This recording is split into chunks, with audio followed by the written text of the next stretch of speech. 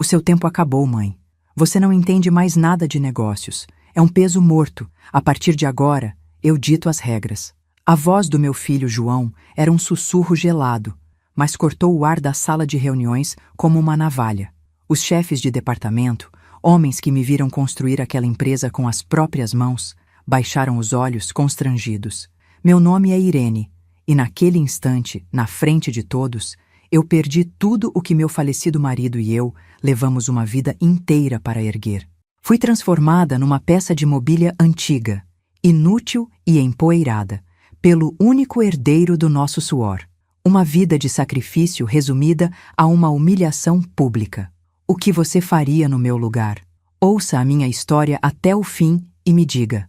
O que você teria feito no meu lugar? Me diga também de que cidade você está me ouvindo.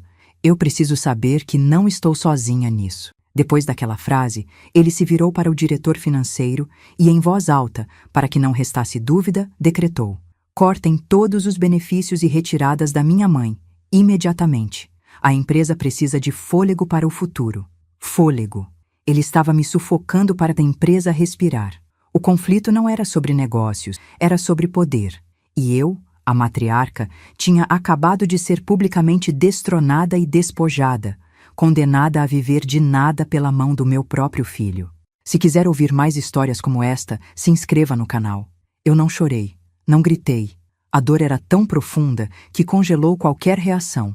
Apenas me levantei, sentindo o peso de 72 anos nas costas e a leveza de quem não tem mais nada a perder. Meus olhos encontraram o retrato de Antônio na parede. Meu Antônio, com aquele sorriso que sempre me deu forças. Parecia que ele me olhava com uma tristeza infinita. Fiz a ele uma promessa silenciosa, um juramento que só nós dois entenderíamos. Caminhei para fora daquela sala com a dignidade que me restava, meus passos ecoando no silêncio mortal que deixei para trás. Cada passo era uma despedida do meu passado e o primeiro movimento em direção a um futuro que eu ainda não conhecia, mas que seria ditado por mim. Cheguei em casa e o silêncio era ainda mais pesado. A casa grande, que um dia foi cheia de risadas e cheiro de bolo assando, agora parecia um mausoléu. Cada objeto me lembrava de Antônio, de João criança, de um tempo em que éramos uma família. O tic-tac do relógio na parede da sala era o único som, marcando um tempo que parecia ter parado para mim. Sentei na poltrona de Antônio, o couro gasto ainda guardando a forma do seu corpo, e me senti uma intrusa na minha própria vida. A solidão não era apenas a ausência de pessoas, era a presença esmagadora de memórias dolorosas. Por que eu permiti que as coisas chegassem a esse ponto? Lembrei de quando vendi as poucas joias que herdei da minha mãe, um cordão de ouro e um par de brincos, para comprar nosso primeiro caminhão de entregas. Antônio me olhou com os olhos cheios de lágrimas e prometeu que um dia me daria o dobro. Eu não queria o dobro, eu queria o nosso sonho. Lembrei das noites em que ficava até de madrugada na cozinha, ajustando as receitas de compotas da minha avó, enquanto ele viajava para conseguir novos clientes. Nossas mãos estavam juntas em cada tijolo daquela empresa. E agora, o filho para quem demos a melhor educação, as melhores oportunidades, usava esse conhecimento para nos apagar da nossa própria história. A maldade não começou naquele dia. Começou aos poucos, de forma sutil. Começou com os comentários de Camila, minha nora, sobre minhas ideias serem antiquadas, com João me dizendo que eu estava imaginando coisas quando questionei algumas retiradas estranhas nas finanças. A senhora está cansada, mãe? Deixe que eu cuido disso. Ele dizia, com uma falsa gentileza que escondia o desprezo. Eles me fizeram duvidar da minha própria mente. Me pintaram como uma velha senil que já não entendia o mundo. O gaslighting, como dizem hoje. Eles minaram minha confiança para que, quando dessem o golpe final, eu já estivesse fraca demais para reagir. Nos últimos meses, a sensação de estar sendo vigiada se tornou constante. Eu via funcionários antigos desviarem o olhar quando eu passava nos corredores da fábrica. Às vezes, achava que ouvia sussurros quando virava as costas. Em casa, o carteiro parecia demorar demais, olhando para as janelas. Eram coisas pequenas, fáceis de descartar como paranoia de uma idosa solitária. Seria real ou apenas o medo crescendo dentro de mim? A dúvida era um veneno lento, me isolando ainda mais. Eu me sentia como uma personagem num jogo doentio, sem saber quem era amigo ou inimigo, sem ter certeza se o perigo era real ou apenas uma sombra na minha cabeça. Fui até o velho escritório de Antônio, o cheiro de papel antigo e couro ainda no ar. Abri a gaveta trancada da sua escrivaninha, onde eu guardava a pasta de couro que ele me entregou em seu leito de morte. Esta empresa é sua alma tanto quanto a minha, ele me disse, a voz fraca, mas firme. Eu confio em você para proteger nosso suor. Proteja nosso legado. Suas palavras ecoavam na minha mente. Ele sabia. De alguma forma, ele pressentiu a ganância no coração do nosso filho.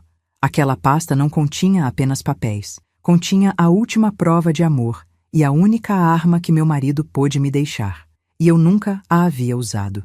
João voltou da faculdade um estranho, cheio de termos em inglês, de gráficos e de uma frieza que nunca teve. Ele via a alimentos sabor da terra, não como o sonho de uma vida, mas como um ativo a ser liquidado.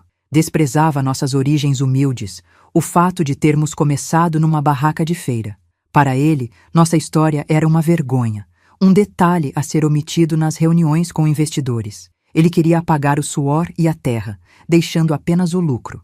Ele não queria honrar um legado, queria vendê-lo pelo maior preço e viver uma vida de luxo na capital, longe de tudo que o lembrava de onde veio. A crueldade se manifestava nos detalhes. Um aniversário meu esquecido, celebrado com uma ligação apressada de 10 segundos. A troca do nome do nosso doce de abóbora mais famoso, que levava o nome da minha mãe, por um nome americano, Pumpkin Spice Supreme. Cada pequena atitude era uma facada, um jeito de me dizer que eu não importava mais, que meu mundo, meus valores, estavam sendo enterrados. Eu me agarrava à esperança de que fosse apenas uma fase, que o meu menino ainda estava ali, em algum lugar, debaixo daquela armadura de arrogância e ambição. Mas a reunião de hoje provou que não. O meu menino tinha morrido há muito tempo. Naquela noite, sentada na escuridão do escritório, a humilhação do dia pesava sobre mim como uma mortalha. As palavras de João, os olhares de pena, a sensação de ser descartada. A dor era física, um aperto no peito que me roubava o ar. Onde foi que tudo mudou? Onde foi que eu errei? Por um instante, a vontade de desistir, de me encolher e desaparecer, foi avassaladora. Deixar que ele vencesse, que ficasse com tudo. Talvez eles tivessem razão. Talvez eu fosse apenas uma velha caduca. O desespero era um abismo escuro, e eu estava na beirada, pronta para cair.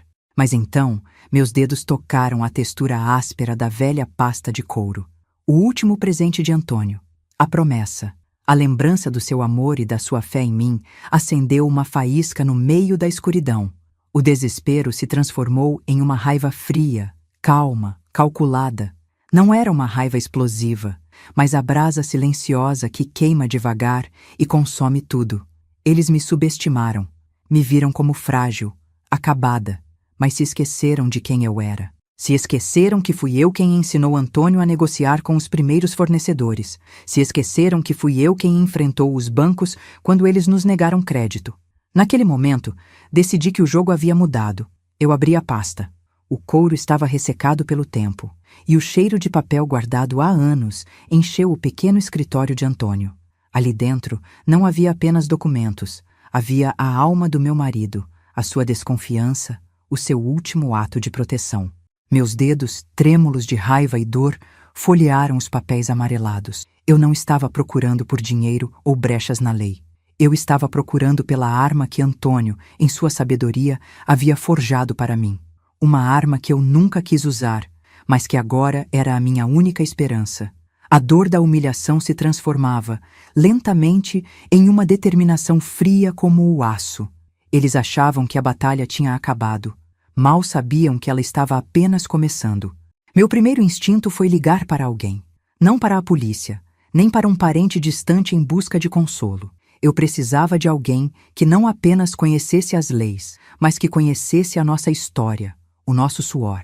Alguém que tivesse visto a alimentos sabor da terra nascer de uma barraca de feira. Alguém que se lembrasse do brilho nos olhos de Antônio quando compramos nosso primeiro caminhão. Meu dedo discou um número que eu não usava há anos, um número guardado apenas na memória. O telefone chamou 3 vezes. cada toque ecoando no silêncio da casa, um som de esperança e perigo. Do outro lado da linha, uma voz rouca e familiar atendeu, uma voz que representava a lealdade de um tempo que meu filho desprezava. Doutor Nogueira? Perguntei. Minha voz um sussurro. Houve uma pausa. Dona Irene? Que surpresa! A senhora está bem?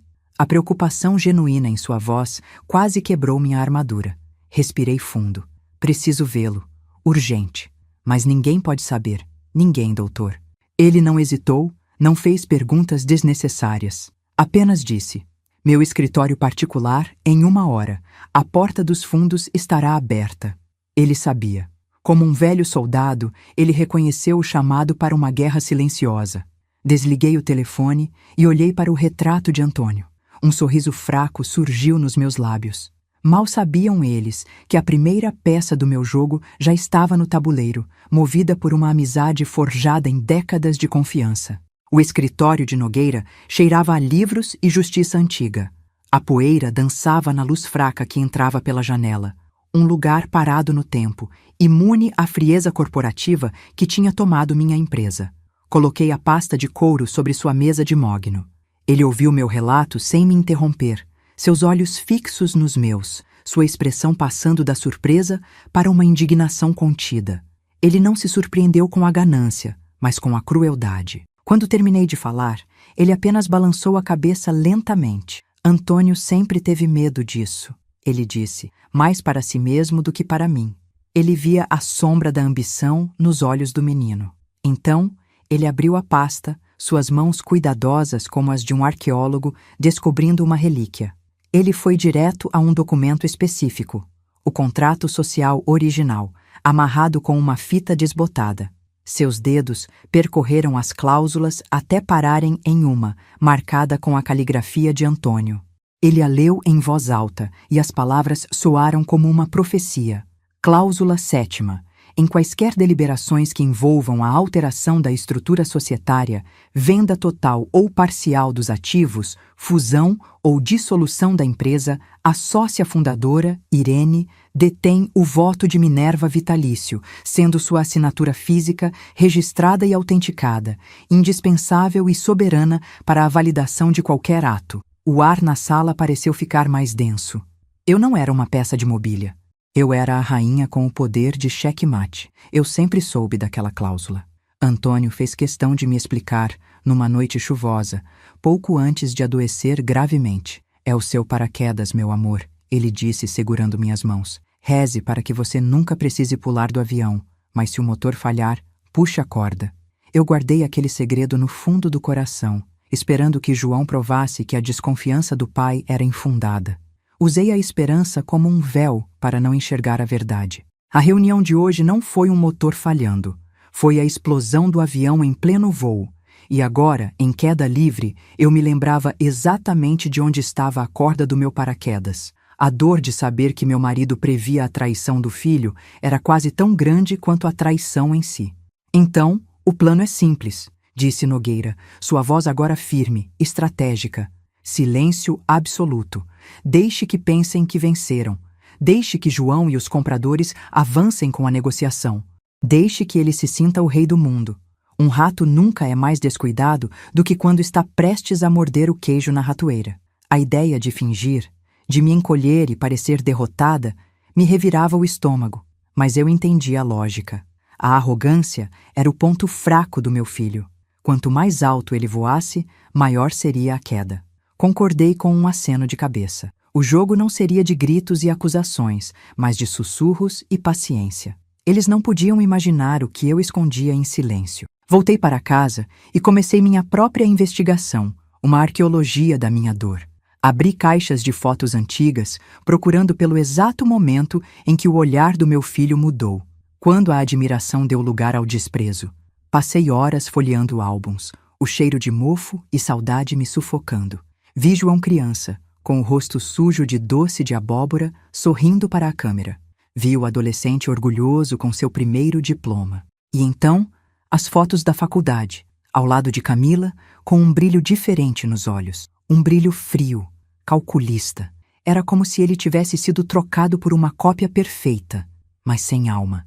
Não encontrei uma prova, mas encontrei a origem da rachadura que quebrou nossa família. A sensação de paranoia voltou com mais força. Agora, cada carro que passava devagar na rua me deixava em alerta. O carteiro, o mesmo há 20 anos, me pareceu um espião. Eu ouvia estalos na casa à noite e meu coração disparava. Será que eles tinham colocado alguém para me vigiar? Para ter certeza de que a velha caduca não faria nenhuma besteira? Ou seria a minha própria mente, agora armada com um segredo perigoso, me pregando peças? A dúvida era uma tortura. Eu estava sozinha num campo de batalha invisível, onde não sabia distinguir os soldados inimigos das sombras criadas pelo meu próprio medo. A solidão era uma arma que eles usavam contra mim, e estava funcionando.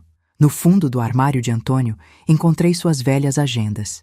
Ele anotava tudo: reuniões, ideias, despesas. Fui folheando, ano por ano, em busca de qualquer coisa. No último ano de sua vida, encontrei uma anotação que me gelou o sangue. Era de um domingo, 6 meses antes de ele morrer. A caligrafia estava tremida, nervosa. Dizia apenas: discussão feia com Jota, proposta indecente. Ele não entende o que é legado. Apenas cifras. Meu coração dói. Lembrei daquele dia. Lembrei dos gritos abafados que vinham do escritório, de João saindo com o rosto vermelho de raiva, batendo a porta. Na época, Antônio me disse que era apenas um desentendimento de negócios. Ele estava me protegendo até mesmo da verdade. O que seria a proposta indecente? Continuei folheando aquela agenda como se minha vida dependesse disso. E talvez dependesse. Algumas páginas depois, presa entre os dias de maio, encontrei uma folha de papel dobrada em 4. Não era do mesmo papel da agenda. Era um papel timbrado, de uma empresa que eu nunca tinha ouvido falar. Meu coração martelava contra as costelas. Desdobrei o papel com as mãos trêmulas. Era um rascunho. Uma minuta de um memorando de entendimento. Meus olhos correram pelas linhas e o ar me faltou. Era uma proposta de aquisição da Alimentos Sabor da Terra. O nome do conglomerado era o mesmo para o qual João estava vendendo a empresa agora. O documento era datado de 2 dias antes da anotação de Antônio na agenda. João não tinha começado a negociar em segredo há alguns meses, como ele disse na reunião. Ele estava tentando vender a empresa pelas costas do pai, enquanto ele ainda era vivo. A traição era mais antiga, mais profunda e mais podre do que eu jamais poderia ter imaginado. Ele não estava apenas me apagando da história. Ele tentou apagar o próprio pai. Aquela folha de papel não era apenas uma prova. Era a certidão de óbito do meu filho, do menino que eu um dia amei. Mas a parte mais cruel, a facada final no peito de um pai já doente, estava no valor. A proposta que João estava negociando com Antônio era por menos da metade do que ele conseguiria agora. Ele estava disposto a vender o sonho de uma vida por um preço vil, apenas para se livrar do controle do pai e colocar as mãos no dinheiro mais rápido. A ganância dele não tinha limites. Ele não apenas traiu, ele tentou roubar. Ele olhou para o pai, o homem que lhe deu tudo, e viu não uma família, mas um obstáculo para seu enriquecimento. A dor que senti naquele momento foi diferente. Não era a dor da perda, mas a clareza cortante da verdade. O amor que eu ainda sentia por ele se desfez em pó. A tristeza deu lugar a um gelo que percorreu minha espinha e se instalou no meu coração. A mulher que chorava em silêncio morreu ali, no chão do escritório de Antônio, com aquele pedaço de papel na mão. Em seu lugar, nasceu outra Irene. Uma Irene que não sentia mais nada além de uma resolução fria e inabalável. O luto pelo meu filho tinha acabado. Agora, o que restava era apenas o dever. O dever de honrar a memória de Antônio e de garantir que a ganância de João não saísse vitoriosa. A guerra não tinha começado naquele dia na sala de reuniões. Tinha começado há muito tempo, e eu finalmente estava pronta para terminá-la. Com o rascunho em mãos, fui ao segundo encontro com o Dr. Nogueira. Desta vez, não havia hesitação na minha voz, nem lágrimas nos meus olhos. Entreguei o papel a ele. Ele leu e, pela primeira vez, vi a raiva pura em seu rosto calmo. O canalha! Ele sussurrou. O canalha tentou passar a perna no próprio pai. Aquela prova mudava tudo. Não se tratava mais de apenas usar o voto de Minerva para bloquear uma venda injusta. Agora, tratava-se de desmascarar um mentiroso, um traidor. O plano se tornou mais ousado, mais afiado. Não bastava que João perdesse. Ele precisava ser exposto, publicamente, por tudo o que tinha feito. Comecei a desempenhar meu papel. Eu me tornei a velha frágil e confusa que eles queriam que eu fosse. Quando João ligava, eu demorava a atender, minha voz soava fraca e distante. Recusei suas visitas, dizendo que não me sentia bem. Deixei o jardim da frente ficar um pouco descuidado, as janelas empoeiradas. Eu queria que toda a cidade visse a imagem de uma matriarca abandonada, definhando em sua solidão. Cada olhar de pena dos vizinhos era uma pequena vitória. Eu estava construindo o palco para o ato final, e eles estavam me entregando os pregos e o martelo, sem desconfiar de nada. Uma semana depois, João e Camila apareceram na minha porta sem avisar. Ele trazia um envelope. "Mãe, sei que as coisas ficaram tensas", ele começou, com aquela falsa preocupação que me dava náuseas. "Mas não quero que a senhora fique desamparada. Conversei com Camila e decidimos te dar uma mesada. É um bom valor para a senhora não se preocupar com nada." Ele me estendeu o envelope como se estivesse dando esmola. A humilhação era tão grande que quase ri na cara dele. Apenas peguei o envelope, baixei a cabeça e murmurei um "Obrigada, meu filho." O sorriso de triunfo no rosto de Camila era tudo o que eu precisava ver. Eles tinham mordido a isca. Enquanto eles saíam, caminhando de volta para o carro de luxo, eu os observei da janela. Eles riam, satisfeitos com sua própria generosidade, certos de que a velha estava domada, neutralizada. Eles se sentiam no topo do mundo, a um passo de conseguir tudo o que queriam. O que eles não sabiam era que não estavam no topo de uma montanha, mas na beirada de um precipício. E a mão que os empurraria para o abismo seria a mesma mão que um dia os ensinou a andar. Eles estavam celebrando a vitória. Eu estava planejando o funeral da ganância deles. O dia da assinatura do contrato amanheceu cinzento, como se o céu estivesse de luto pela alma do meu filho.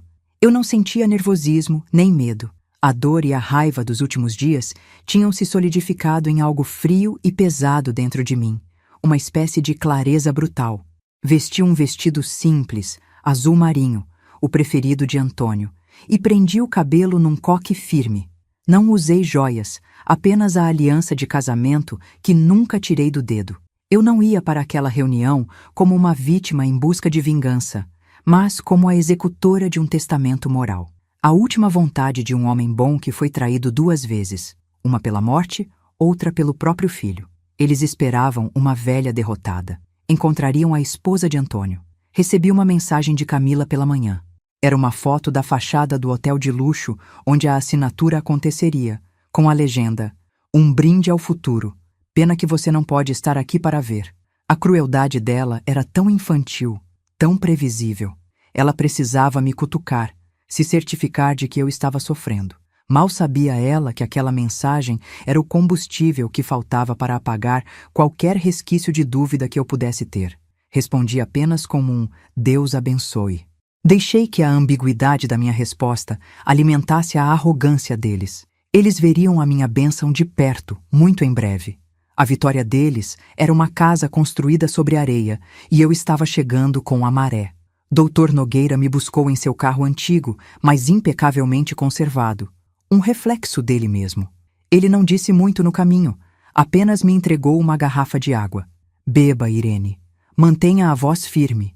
Seus olhos transmitiam a força que eu precisava. Ele era mais que um advogado. Era a última ponte para o mundo que eu e Antônio construímos. Um mundo de lealdade e palavra. Ao chegarmos ao hotel, vi o carro importado de João estacionado na entrada principal. Era um símbolo perfeito da sua ambição. Grande, barulhento e vazio por dentro. Descemos do carro pelos fundos, discretos, como 2 fantasmas prontos para assombrar o banquete dos vivos. Entramos na sala de conferências no momento exato. As canetas estavam suspensas sobre o papel. Os sorrisos eram largos, o champanhe já borbulhava nas taças. João, no centro da mesa, parecia um rei em seu trono. Ao nos ver, seu sorriso congelou. O rosto de Camila se contorceu numa máscara de desprezo e surpresa. "Mãe, o que a senhora está fazendo aqui? Quem te deixou entrar?" A voz dele era um chicote, tentando manter o controle na frente dos executivos do conglomerado. O silêncio que se instalou na sala foi imediato, denso, carregado de uma tensão que podia ser cortada com uma faca. A festa tinha acabado antes mesmo de começar. Com a licença de todos, disse Dr. Nogueira, sua voz calma e grave ecoando na sala. Ele caminhou até a mesa e, com um gesto deliberado, colocou a velha pasta de couro de Antônio sobre o mogno polido. O contraste entre o couro gasto e o luxo do ambiente era gritante. Acredito que falta um documento essencial para a validade deste ato. João riu, um som nervoso e desdenhoso. Do que esse velho está falando? Todos os papéis estão aqui, auditados e corretos. Segurança, por favor, retirem essas pessoas. Mas ninguém se moveu. Os executivos olhavam curiosos para a pasta antiga, como se sentissem que o verdadeiro poder não estava nos papéis brilhantes à sua frente. Dr. Nogueira abriu a pasta e retirou o contrato social original.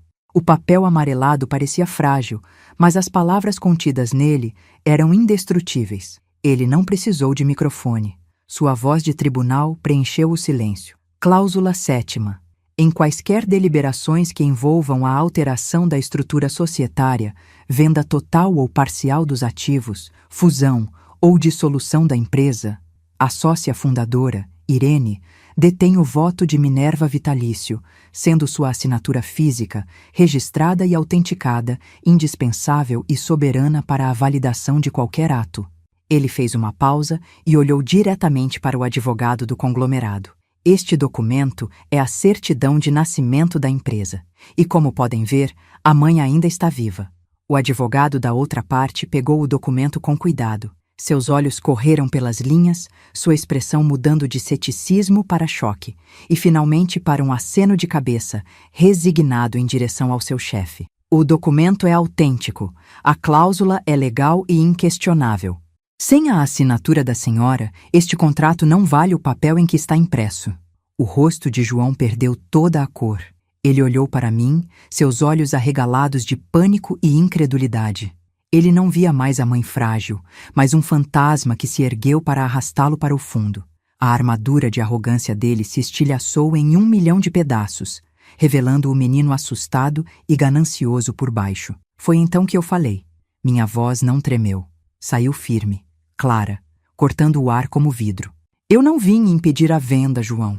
Eu vim autorizá-la, mas nos meus termos. Fui até a cabeceira da mesa, o lugar que era de Antônio, o lugar que deveria ter sido meu. Todos os olhos estavam em mim. Eu não era mais um peso morto. Eu era a rocha sobre a qual tudo foi construído, e eles finalmente perceberam isso. Afinal, continuei, olhando no fundo dos olhos do meu filho, como você mesmo disse, a partir de agora, eu dito as regras. Usei suas próprias palavras contra ele, e vi o impacto da facada em seu olhar. Primeiro, anunciei, minha voz ecoando no silêncio mortal. 95% do valor total da venda, ou seja, 23.750.000 reais, serão transferidos diretamente para uma nova fundação, a Fundação Antônio. Seu objetivo será financiar e dar suporte a pequenos produtores rurais da nossa região, pessoas como seu pai e eu éramos no começo. Pessoas que entendem o valor da terra e do suor. Eu serei a administradora única e vitalícia. O queixo de Camila caiu. Ela parecia ter visto uma assombração. A visão de suas bolsas de grife e viagens de luxo se desfazendo em fumaça diante de seus olhos. Segundo, continuei, sem dar a eles tempo para respirar. Você, João, receberá os 5% restantes, 1.250.000 reais. Um brilho de alívio passou por seus olhos, mas durou apenas 1 segundo. Contudo, esse valor será depositado em uma conta que eu controlarei, e você receberá apenas uma parcela mensal, equivalente a um salário mínimo, até que o montante se esgote. Considere isso uma lição de humildade, para que você aprenda, talvez pela primeira vez na vida, o valor do dinheiro que seu pai suou para ganhar e que você tentou vender por um preço tão baixo pelas costas dele enquanto ele ainda vivia. Joguei a última pá de terra sobre o caixão dele. Tirei do bolso o rascunho da proposta que ele tinha feito anos antes, pelas costas de Antônio. Coloquei-o suavemente sobre a mesa. Este é o seu legado, João. A prova de que sua traição não começou hoje. O silêncio na sala era tão profundo que eu podia ouvir a respiração acelerada do meu filho. O choque nos rostos dos executivos se transformou em desprezo. Eles não estavam mais lidando com um empresário visionário, mas com um traidor desprezível. A humilhação dele era completa, pública e irrefutável. Ele não tinha para onde correr. E terceiro, concluí, minha voz agora mais baixa, mas ainda mais pesada. Você vai se levantar agora e pedir desculpas. Não para mim. Eu não quero suas desculpas. Você vai pedir desculpas à memória do seu pai, cujo nome você desonrou. E vai pedir desculpas aos funcionários que você enganou, prometendo um futuro que você estava vendendo por ganância. Era o cheque-mate. Eu não estava tirando apenas seu dinheiro. Estava tirando sua última gota de orgulho, forçando-o a encarar o monstro que ele havia se tornado, na frente de todos que ele queria impressionar. Ele explodiu. A raiva tomou o lugar do pânico. Você enlouqueceu? Sua velha maldita! Você não pode fazer isso! Ele se levantou, o rosto vermelho, as veias saltando no pescoço. Ele tentou avançar em minha direção, mas o chefe dos executivos fez um sinal discreto, e 2 seguranças se moveram, bloqueando seu caminho. O verniz de homem de negócios civilizado desapareceu, revelando a fera irracional por baixo. Ele estava completamente perdido, um animal encurralado, rosnando para a própria armadilha que havia montado. Camila chorava silenciosamente, não por ele, mas por si mesma, pela vida que acabara de perder. A reação coletiva foi o silêncio. Um silêncio julgador, esmagador. Os homens que estavam prestes a fazer de João um milionário agora o olhavam como se ele fosse lixo. Ninguém o defendeu. Ninguém ousou falar. Ele estava sozinho em sua ilha de ganância, e a maré finalmente o havia alcançado. Ele olhou ao redor, procurando um aliado, um olhar de compaixão, e não encontrou nada além de desprezo e pena. Naquele momento, ele perdeu mais do que dinheiro. Ele perdeu seu nome, sua reputação, sua identidade. Ele se tornou, para sempre, o filho que traiu o pai e foi deserdado pela mãe. O executivo principal, um homem de cabelos grisalhos e olhar penetrante, pigarreou, quebrando o silêncio. Ele se virou para mim, ignorando completamente a existência de João. Senhora Irene, disse ele, com um respeito que eu não ouvia há anos. Seus termos são inusitados, mas a história desta empresa é o seu maior ativo. Nós aceitamos. Ele estendeu a caneta para mim. A mesma caneta que estava destinada a selar o triunfo do meu filho, agora seria o instrumento da sua ruína. O som do seu desespero foi a trilha sonora da minha vitória silenciosa. Peguei a caneta. Minha mão não tremeu. Com a caligrafia firme que usei por 50 anos para assinar notas fiscais, cheques e contratos, eu assinei meu nome no final do documento. Eu não estava vendendo uma empresa. Eu estava comprando de volta a dignidade da minha família. Eu estava cumprindo a promessa que fiz a Antônio em seu leito de morte. Protegi nosso suor. Protegi nosso legado.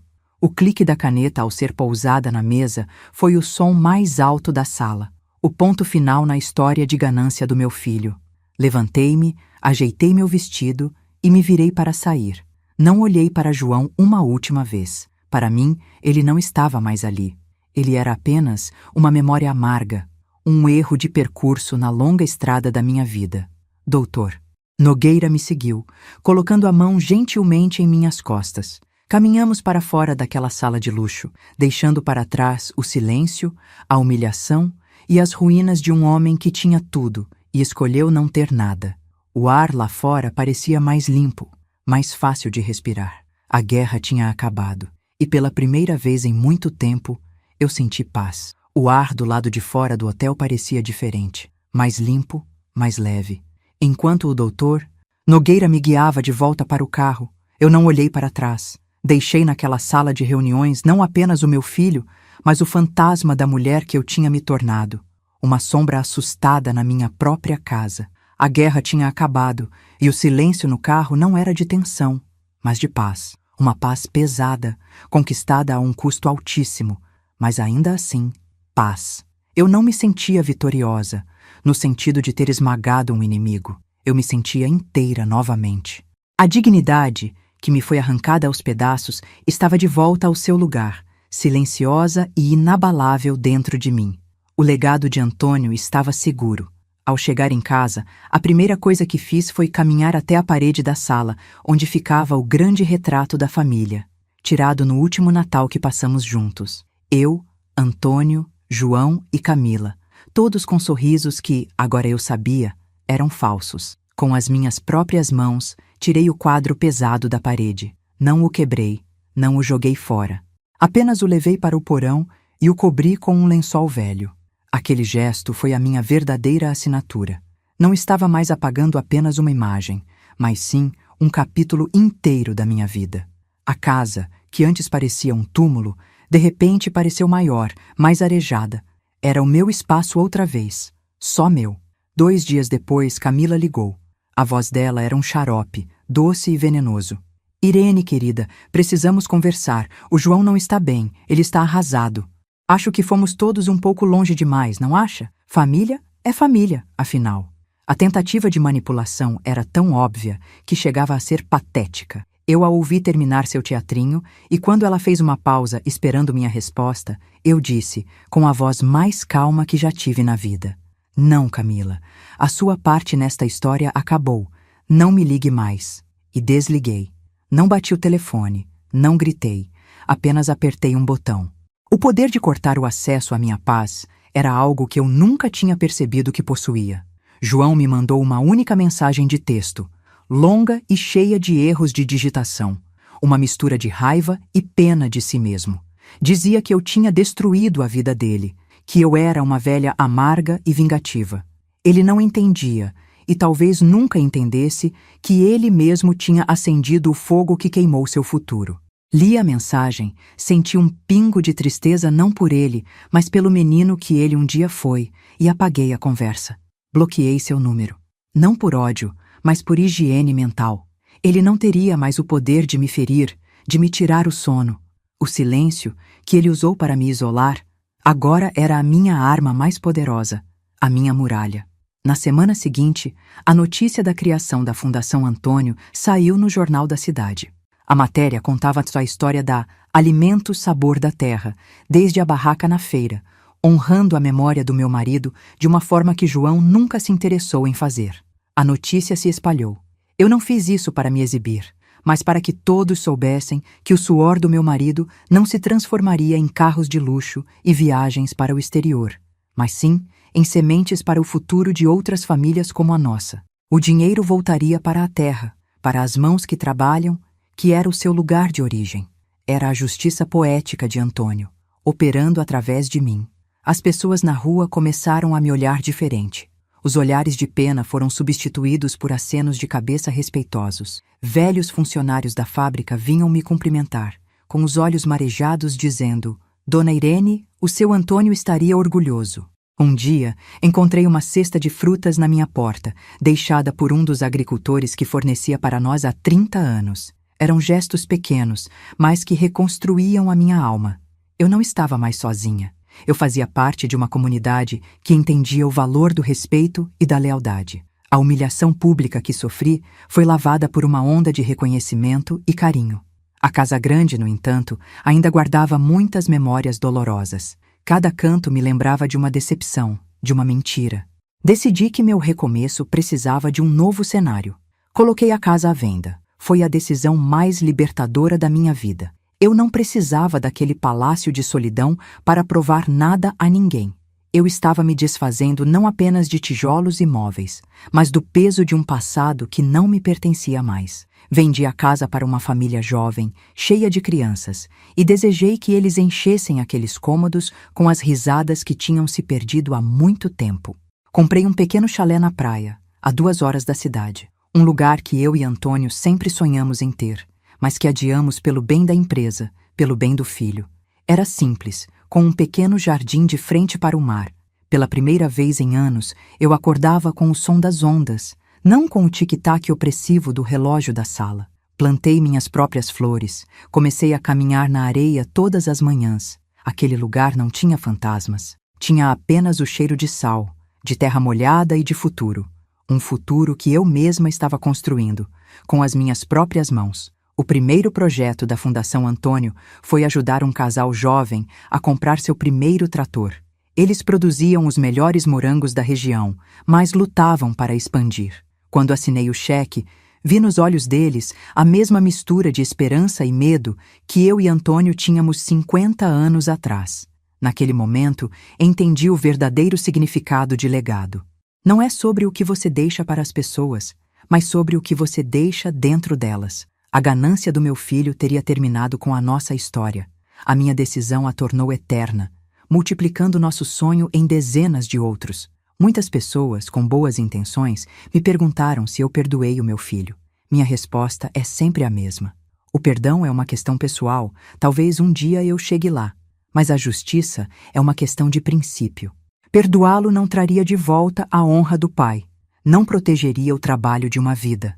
Algumas feridas não são feitas para cicatrizar com um pedido de desculpas. Elas servem como um lembrete do que não podemos aceitar nunca mais. A reconciliação não era uma opção, porque a confiança, uma vez quebrada em tantos pedaços, não pode ser colada de volta. O que ele quebrou, quebrou para sempre. No meu aniversário de 73 anos, comprei uma passagem de avião. Uma passagem só de ida para Portugal, para conhecer a pequena aldeia de onde os pais de Antônio vieram. Era uma viagem que prometemos fazer juntos, mas que a vida nunca permitiu. Eu não estava indo para fugir, mas para me encontrar, para caminhar pelas ruas que ele descrevia, para sentir o cheiro da terra que correu no sangue dele. Eu não estava mais vivendo no passado, mas estava levando o melhor do meu passado comigo, para um futuro de paz e descoberta. Eu estava finalmente livre para ser apenas a Irene. Não a mãe, não a viúva, não a empresária, apenas eu. A dignidade não é algo que nos dão. É algo que, quando nos tiram, temos a obrigação de tomar de volta, com a força que for necessária. Eu aprendi que a maior vitória não é gritar mais alto, mas sim ter o poder de decidir quando o silêncio deve terminar. A minha história não é sobre vingança, é sobre respeito próprio. É sobre entender que nenhum laço de sangue justifica a crueldade e que, às vezes, a única forma de salvar uma família é cortar fora a parte doente.